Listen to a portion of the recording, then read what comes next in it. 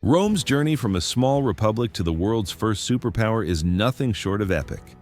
Imagine a tiny city-state struggling to survive on the Italian peninsula that, within a few centuries, dominated the entire Mediterranean and beyond. But how did Rome pull this off? What made it grow from a republic into an empire that shaped the world for thousands of years? Let's start at the beginning. Rome was founded, according to legend, in 753 BCE by Romulus and Remus, twins raised by a she-wolf. Whether or not that's true, Rome's early days were humble. It was ruled by kings, but in 509 BCE, the Romans kicked out their last king and established a republic. This was huge. Unlike other ancient powers ruled by monarchs or despots, Rome set up a system where power was shared. Citizens elected representatives called senators, and the people had a voice, at least those who were free male citizens. This republic was based on a complicated system of checks and balances designed to avoid the rise of a single tyrant. It was messy, it was often chaotic, but it worked. Rome became a place where ambition, political intrigue, and military valor drove expansion and innovation. The Romans were obsessed with discipline, law, and order. They created the 12 Tables, the first codified set of laws, which laid the foundation for Western legal systems. Military conquest was key to Rome's growth. The Roman legions were legendary, highly trained, disciplined, and incredibly adaptable. Unlike many armies of the time, the legions fought not just with brute force, but with smart tactics and engineering genius. They built roads, forts, and bridges that allowed them to move troops quickly across vast distances. Their famous testudo, or tortoise formation, protected soldiers from arrows during sieges. Rome wasn't just conquering lands, it was connecting them into a vast network. Over the next few centuries, Rome expanded throughout Italy, defeating rival tribes and city-states.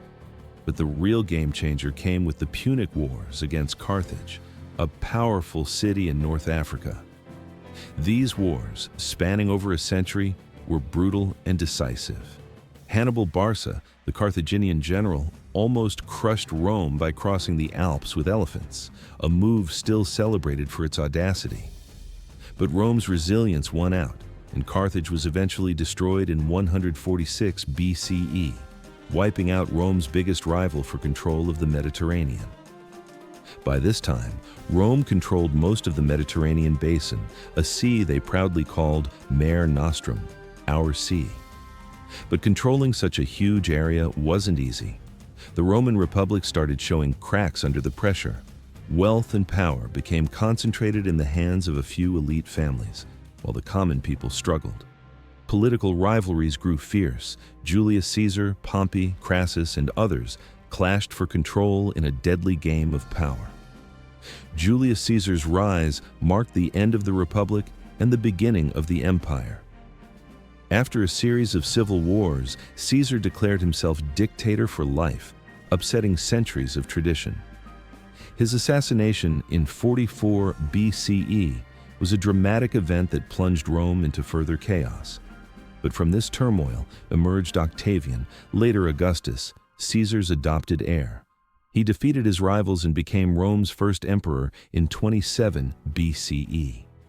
Augustus was brilliant. He maintained the facade of republican institutions while holding absolute power.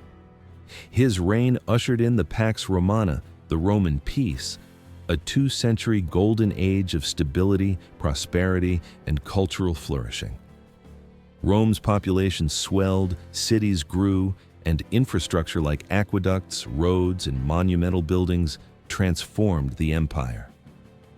Now, here's something truly transformative: the rise of Christianity. Christianity began as a small, persecuted sect in the Roman province of Judea. Early Christians were often hunted, accused of disloyalty or atheism for refusing to worship Roman gods. But their message of hope, equality, and eternal life spread quickly across the empire, especially among the poor and disenfranchised.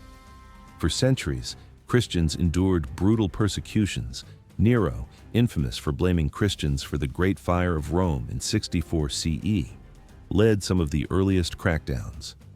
Yet, despite the oppression, Christianity grew. By the early 4th century, Emperor Constantine made a game-changing move. He converted to Christianity himself. In 313 CE, Constantine issued the Edict of Milan, granting religious tolerance to Christians and ending official persecution. This was revolutionary. Christianity went from being outlawed to becoming the favored religion of the empire. Later, under Emperor Theodosius I, Christianity became the official state religion. This shift reshaped Roman identity and culture forever, intertwining faith and empire. But the empire wasn't invincible. While Rome's eastern half, known as the Byzantine Empire, would survive for another 1,000 years, the Western Roman Empire faced growing pressures. Internal political instability, economic troubles, and relentless barbarian invasions chipped away at its strength. By 476 CE, the last Western Roman emperor was deposed, marking the traditional fall of the Western Roman Empire. Despite its fall, Rome's legacy endures. The Republic's political ideas influenced modern democracies. Roman law became the foundation for many legal systems worldwide. Latin, Rome's language, evolved into the Romance languages Spanish, French, Italian, Portuguese, and Romanian. Roman engineering marvels still awe us today, and Christianity, deeply shaped by its Roman period, remains a major world religion. So how did Rome become the world's first superpower? Through a mix of innovative governance, unmatched military prowess, strategic diplomacy, and cultural integration. It's a story of ambition, conflict, transformation, and resilience, one that continues to fascinate us today.